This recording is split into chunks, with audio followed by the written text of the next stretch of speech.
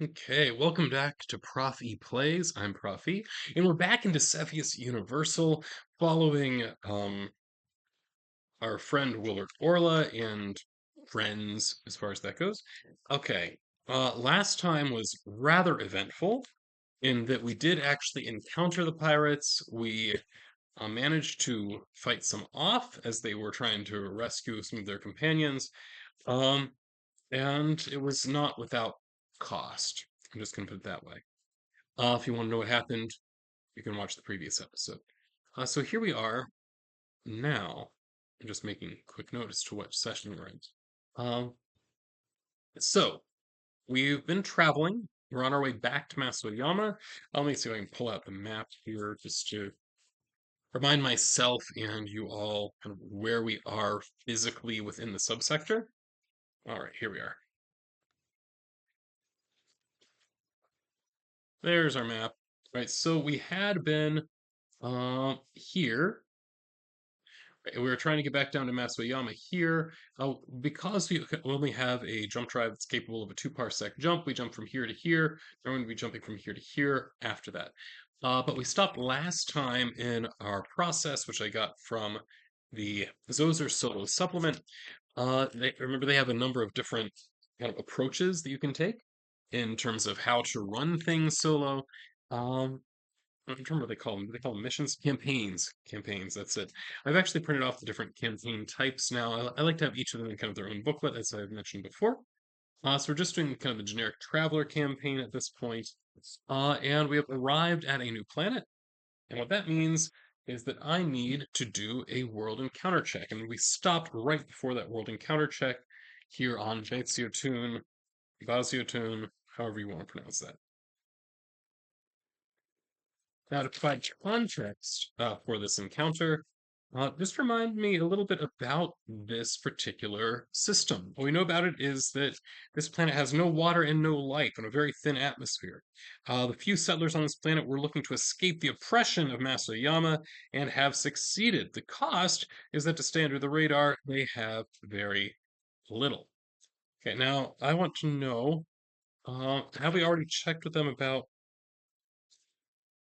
Okay, yes, I've already checked, and Billy Acevedo, who is our stowaway, who we have room for now, um, yeah, he's also trying to stay away from Asoyama, so he really wanted to stay here, and people said, no, we don't want you here.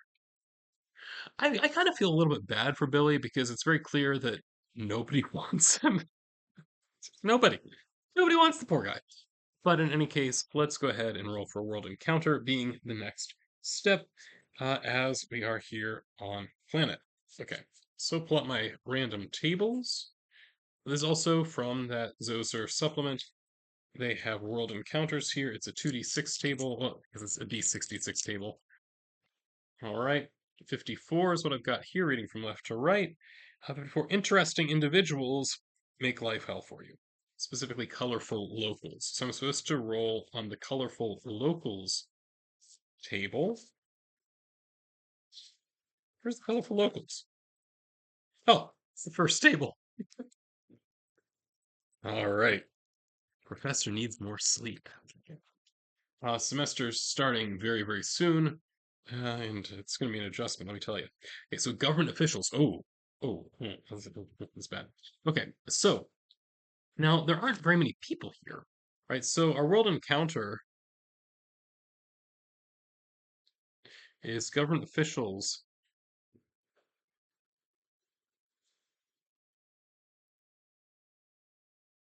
make life hell for you. So I'm wondering what exactly they're doing that would result in us like having that particular perception. Now we know here, just it's a desert planet. Heavy weapons are banned, but nobody's really carrying heavy weapons as far as I can tell. Um, so I think I might need some inspiration. Let's see. Do we have is are the inspiration tables part of this? Nope. So I'm gonna have to pull out my other sheet of paper.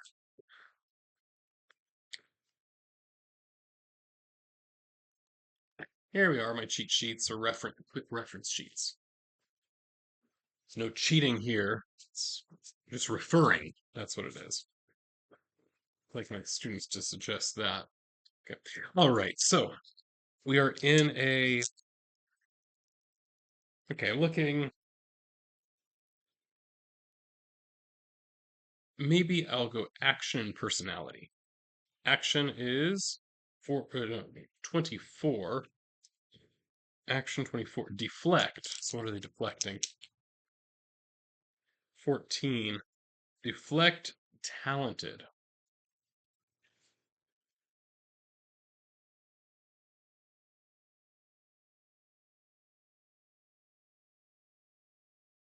Okay, now the most obvious thing here, right, is that we know that they're not very wealthy here. They probably don't have a lot of resources, would be my guess. And after all, the population is very, very low, just a few people. In terms of government, there really isn't a government. So saying government officials, I mean, actually, there is literally no government here. All right.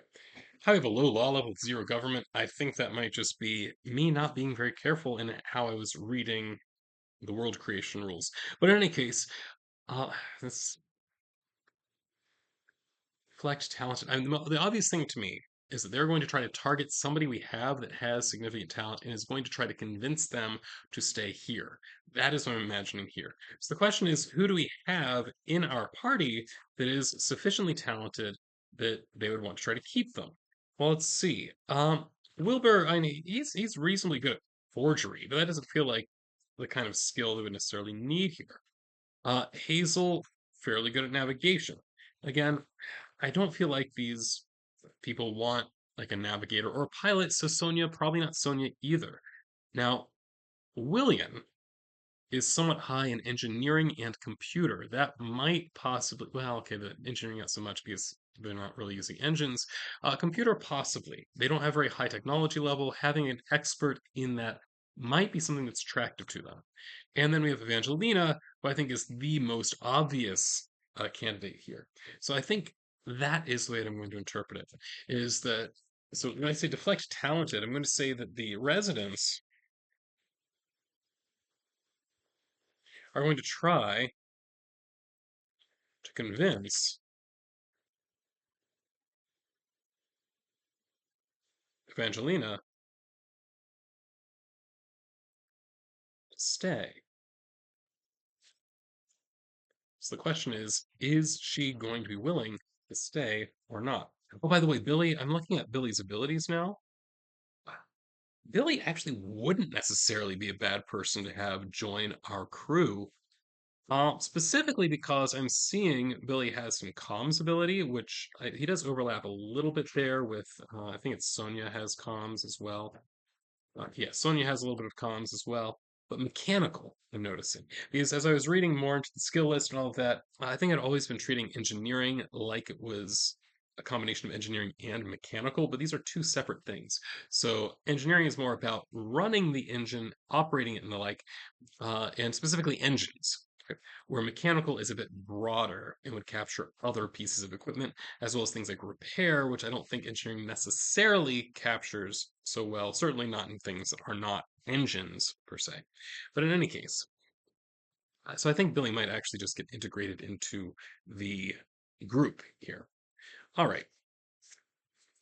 All right. So all of that said, that is what's happening is that the locals here are trying to convince Evangelina that she should really stay here. Now, one thing that I want to keep in mind is that Evangelina just lost a patient, right? So I can see where she is going to feel she's going to feel like maybe she doesn't really have a place in this crew anymore, um, given what happened. Right. So I think it's very possible that she's going to be a bit down on herself as far as that goes. So I think that's something that we'll want to take into account as she's making this decision. So the question is, right, well, I want to know how people are going to break down in terms of kind of what are the relationships between the people. Are there going to be some people that will say, yes, you should go, others that say, no, you really should stay? Um, as I look at the group, we don't really, okay, in terms of relationships, Evangelina, we know, is now romantically involved with Hazel. Did not remember that. And also, William is secretly in love with her, was going to want to keep her around. Sonia and Evangeline have some kind of secret past incident. We don't know the details of that, but that could cut either way. Right, so we do have three people out of everybody that we have here, out of the six people, if I'm including Billy, six people in the crew at this point. Of them, about half would want her to stay. So I think that we need to take that into account as well. So what I'm going to do, I'm just going to roll this like it's a confrontation. It's not really a confrontation per se. Nonetheless, that's how I think I'm going to treat this, is that it's like it's a confrontation. So one character is trying to convince the other. So who's going to be trying to do the convincing? And it makes sense to me that be Hazel is the one that's trying to do the convincing. So let's run it that way. Well, I could also see William being the one, but I'm going to say Hazel. Okay. So Hazel's social standing is a 9, which is higher, right, than Evangelina. So that's going to be somewhat convincing. So it's going to add a +1 here. I'll use diplomat or persuade skill, which we really don't have those skills in this in the Cepheus games. So just saying. One project that I did over the past week made a list, right, of all these different skills from Traveler and Cepheus, try to map them wherever there wasn't a perfect match. This is Diplomat and Persuade. Yeah, these ones that we just judge their characteristics. So I think social is what we're going to roll it as. And so it doesn't provide any additional modifier other than the fact that it's just higher. So, okay, so we're going to roll the +1. We need 8 or higher total. Ooh, wow. Our party is taking hits, isn't it? Well, Hazel is saying no, I think you should stay with us. Evangelina is not convinced, turns out. So she says, no, no, I think um I lost your old friend Garrett, which Hazel doesn't care that much. They were old friends, but they really weren't friends at the time. Uh, you know, bad blood between them or something. Right, so the residents are trying to convince Evangelina to stay. Um, Hazel suggests, Hazel argues against.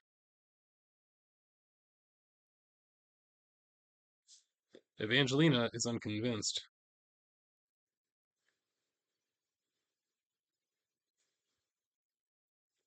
And that means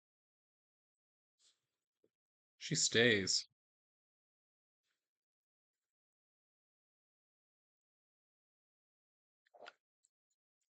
So she's staying here on this planet of Batsiotun, however you want to pronounce the thing. It's not a real planet, Professor. You made it up. You can pronounce it however you want. You literally just got the name off a random planet name generator, Professor. Pick pick a way of pronouncing it, but I'm not going to. I'm going to act like it's a real place, and I'm going to act uncertain about how you pronounce it because I know myself. Okay. All right. Know thyself. Right there. All right. Let's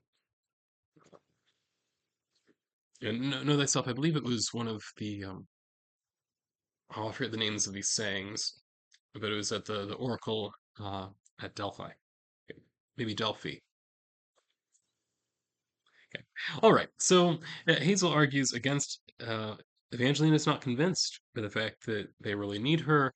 In fact, she says, well, you can find somebody else. The people here really don't have anybody. So I'm going to stay here and help take care of these outcasts, is really kind of the philosophy that Evangelina is taking here at this point. So that is that. She stays. All right. Well, let's one more character sheet that I can remove. Oh gosh. What that means, of course, is that now we don't have a medic anymore. Literally nobody else has any kind of medical skills at all. That's where we are. So Billy was not allowed to stay on base with him, even though he would have liked to. Evangelina was begged to stay. Begged to. Sure. Uh, they begged her to stay on base with him. She agreed. And now it is time for us to jump to a new world. This new world being Maso Ayama. So let's head back there. So it says roll on the starport encounters table. There isn't actually a starport here. We're just kind of sitting in a field. I guess sitting on the sand, so not really a starport here. No cargo or anything like that. So we need to roll for starship encounters as we are traveling. So let's find out if there are any starship encounters here. There probably, truth be told, there probably just isn't one. Um, Starship encounters, frontier route. I rolled a 10, but that's at a -1 here. Right? Yeah, -1 because of it being an X-class starport. So I'd make it a 9. So I roll on the frontier table. Oh, so there is something here. Hmm, that's kind of surprising. All right, so let's see what we've got here. Oh, and I need a third one. Oh, yeah, let's roll on these twice. So I've got a total of 8 plus 3 is 11. 11, it's an exploration trader. So leaving, encounter an exploration trader.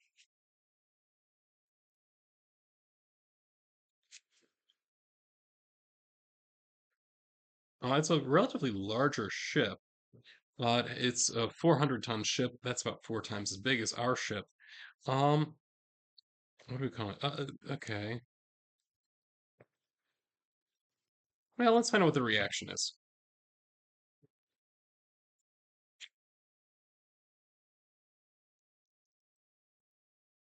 Okay, so they're 8, 12. They ask for info on the world we've just left. Okay, well, that's it. Okay.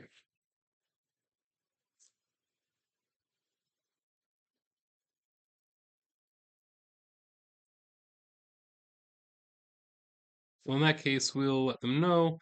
And if they're a trader, there's not really a whole lot of trade to go on here. I mean, you can just stop by one of the gas giants and head out, to be perfectly honest. It's probably not the worst idea just to be moving on. Because there's yes, there's a gas giant here. So yeah, so it's probably best just to refuel and go. If you want to interact with them, you certainly can, but they're not particularly interested in such interactions, is the report that we give back to this trader. And that is that. Next thing, then, we roll on passenger ship events, or we're actually non-passenger ships, so we roll on a non-passenger ship event.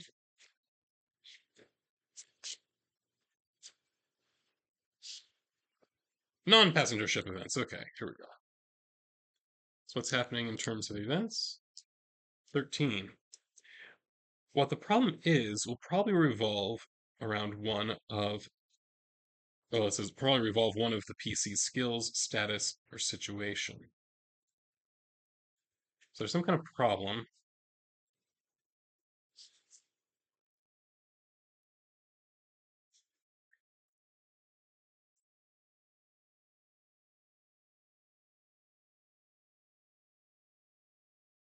Okay, so let's go ahead and roll. Because at this point we have a handful of people, right? So we have Billy, we have Wilbur, we have Hazel still, we have Sonia, and we have William. So we have a total of 5 people. So I'm just gonna roll a d6. If it is a 6, I'll just re-roll it. I got a 1. Right, so a 1 indicates then this is going to be Billy. Right, so something around. Oh no. Well, the most obvious thing.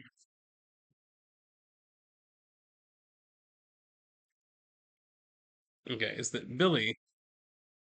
We know that Billy is running from debt collectors on Masuyama. and therefore he really doesn't want to go back to Masuyama. I think that what may have happened is that this exploration trader that we found is not actually what they seemed. Instead, right, they are trying to hunt down Billy to get him to pay his debt. That is what I'm imagining is actually happening here.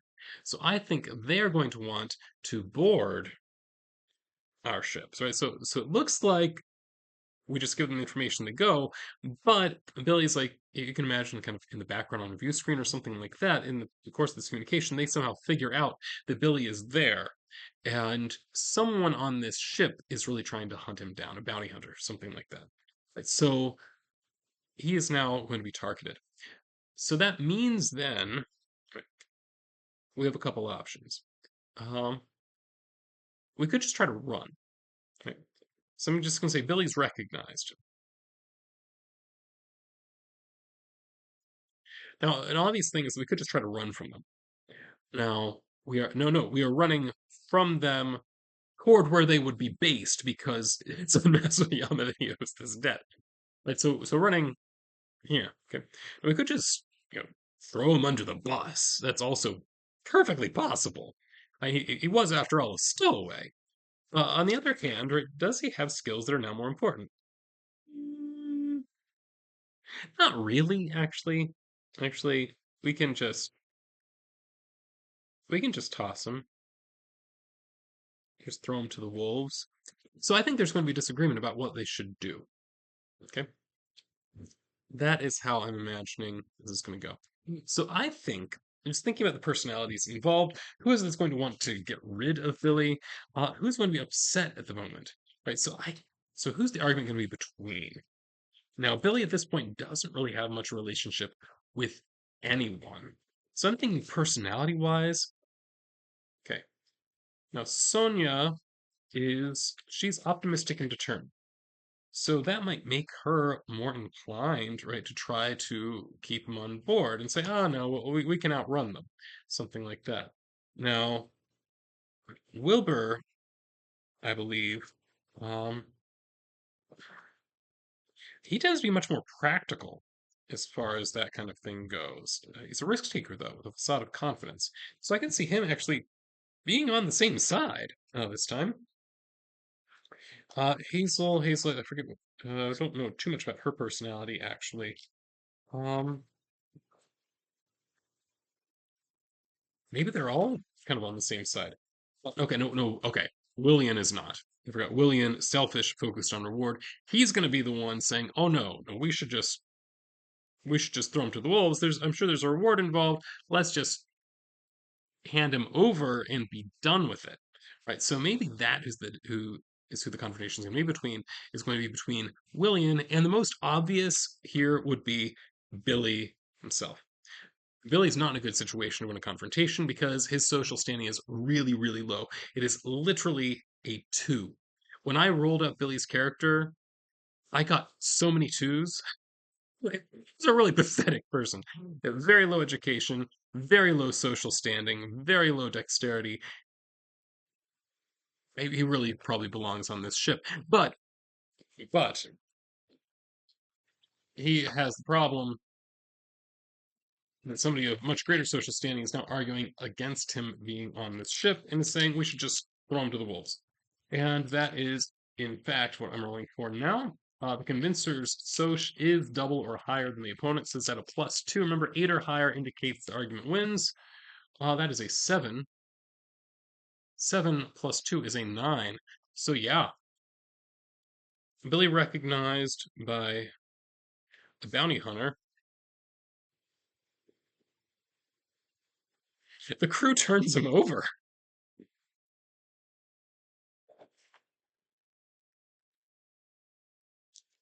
So here's the question. Are they going to offer a reward? I don't know. I'm just going to say it's 50-50. 4? 4 is a yes, but so it's not a very big reward. All right, let's go ahead and roll. How big is the reward? I'm just going to multiply this by 1,000 and then it gets divided between the 4 people that remain. 4, so each get 1,000. That's not terrible. All right. So goodbye, Billy. There may not be very much left in this particular game because we're just losing people left and right. Oh goodness, but okay, we got 1,000 credit reward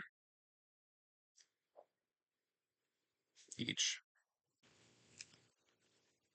All right, so that is that, I suppose. Now roll. Okay, we did the events here. We need to make a reaction roll for the group during jump space. So, how are we reacting? Remember, 8 or higher is what we need here to avoid a negative reaction. Otherwise, there is going to be a negative reaction from someone. We rolled a 6. A 6 is not 8 or higher. Therefore, there is a negative reaction from somebody. So, who is providing the negative reaction? Number 1 through 4, and then I'll just go by the order in my book, which is, I believe, Wilbur, Hazel, Sonia, William. 5, need to reroll. 2, Hazel. So Hazel is the one that's reacting poorly, and what is her? She is seeking solace. So it says she's overcome by guilt, fear, loneliness, remorse, or simply retreats to a regular addiction. Drugs or alcohol may be used, but not necessarily, and the character will withdraw, both physically and socially, perhaps threatening the mission at hand. Character with persuade, carouse, or a decent social score might be able to make a skill roll to help the character, else the player can role play this out. So I think what happened here, right? So we got this reward from turning this guy in, and I think Hazel feels guilty about it.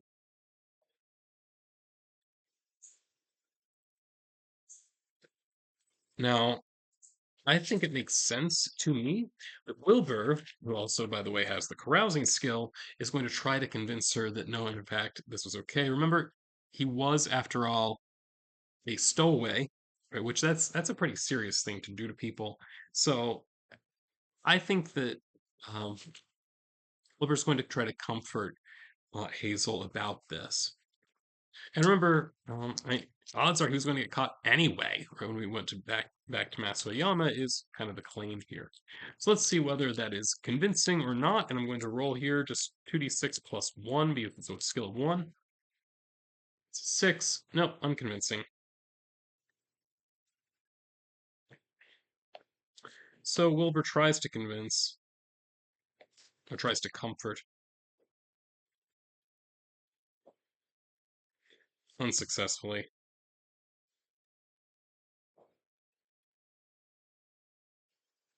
Now she actually really does just feel bad about this. And I think she's also very affected by the fact that very recently, like within the past few days, right, they have lost 3 people from their group. One of whom she had some historical connection with, even if they weren't very close at this point. Another of whom, what was their relationship? That's what I thought. Yeah, another of whom she was romantically involved with, right, who decided just to stay here. And then finally, this stowaway, which even though he was a stowaway, she still felt bad for him, right? Um,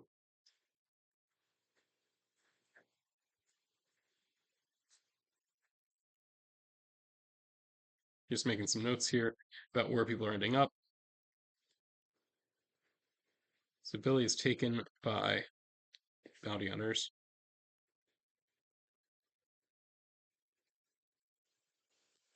Now, one thing that I note, we have here, we don't actually know what the relationship between Wilbur and Hazel is, or at the very least, I don't have good notes about it. So I'm going to go ahead and roll in the relationship table to find out what the relationship is like. It's a 12. Secretly in love. Oh, interesting. So the question is, who is secretly in love with whom? Now let's just roll it. 1 through 3, Wilbur's one in love. 1, it's Wilbur. Okay.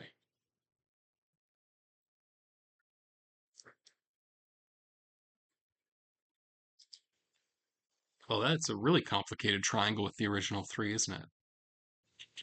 In any case, right, so that would also explain some of why it is that Wilbur is trying to comfort Hazel in this situation. And she, of course, is not particularly interested in that comfort at the moment. Right, so that is where we are at the moment. So we've got that. How about a tangled web? All right, and we're not even practicing to deceive here. All right, so we are now entering, right, this new system. As we enter the new system, now we are actually in a very developed system, and we need to roll on the starport encounters table. So let's go ahead and find out what those starport encounters are. This is not the right resource. There it is.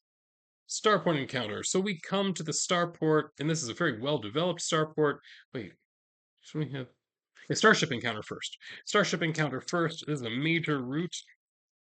I believe we have a fairly high mean world population too, if I recall correctly. So checking that, Masayama, there it is. Masayama population is a 7, so it's not quite high enough to give another thing. Do we have any? No bases. Okay.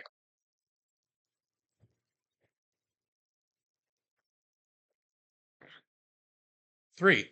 None. Okay. Right, so we don't actually have a starship encounter on the way in. That's fine. And then how about a star port encounter? Oh, there it is. Okay. And then D66 table, 53. 53 is we meet a fellow traveler as a potential contact.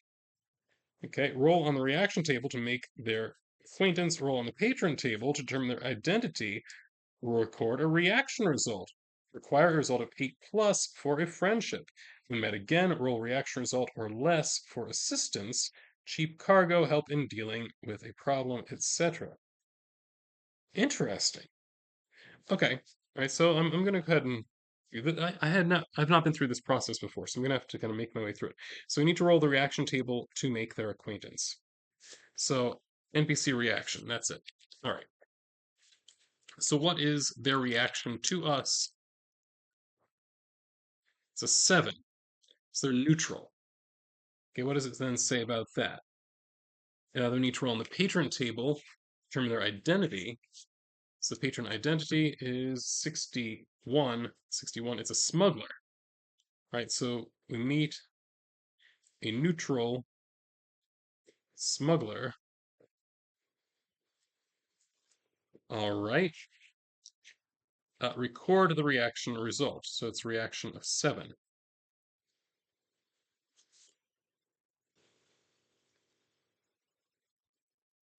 Well, with a reaction of 7, they're not actually that interested in us. It needs to be a result of 8 or higher for friendship. So, all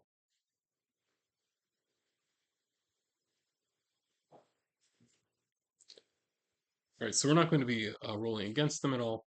Uh, we did meet this neutral smuggler, um, but he apparently did not really feel like he trusted us or anything like that. So I'm not going to feel the need to do too much here. Okay, now we are on the planet. Remember, the main reason we're here is we want to meet up with our patron, right, who is named again Wayne Brock. So we meet Wayne Brock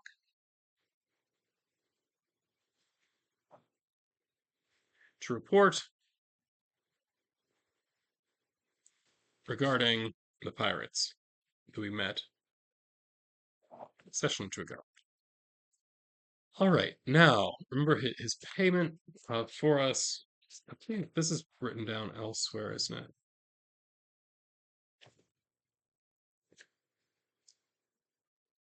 Yeah. Yep.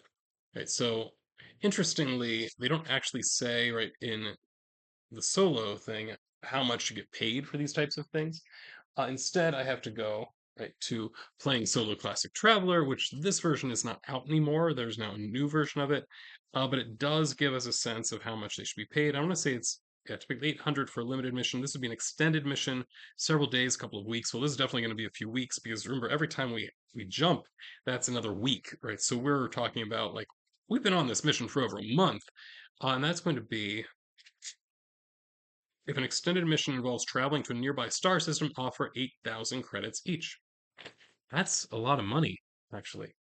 So, so they made a lot of money off of this. It was an expensive trip, not just and so much because of fuel, but because of all the people that we've lost in this process. All right, so I think that he is happy with these reports.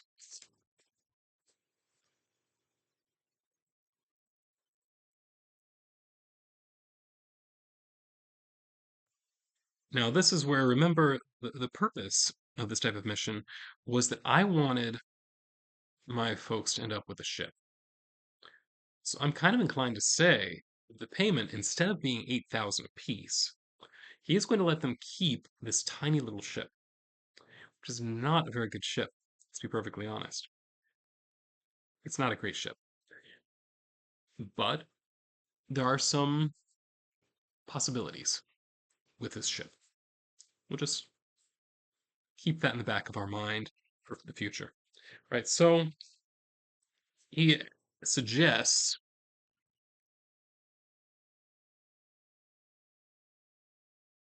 ship as payment.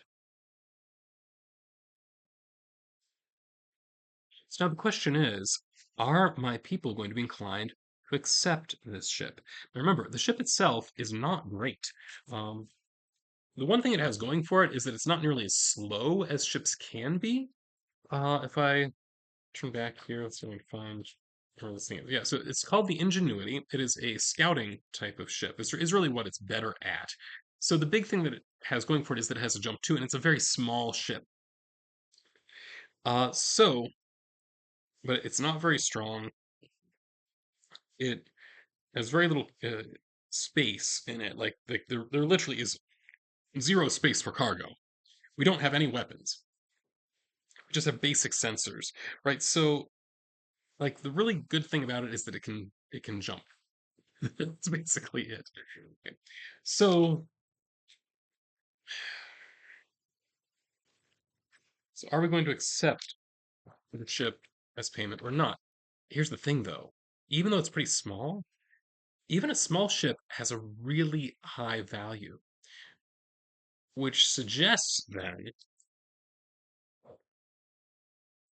that we may, in fact, want to accept it.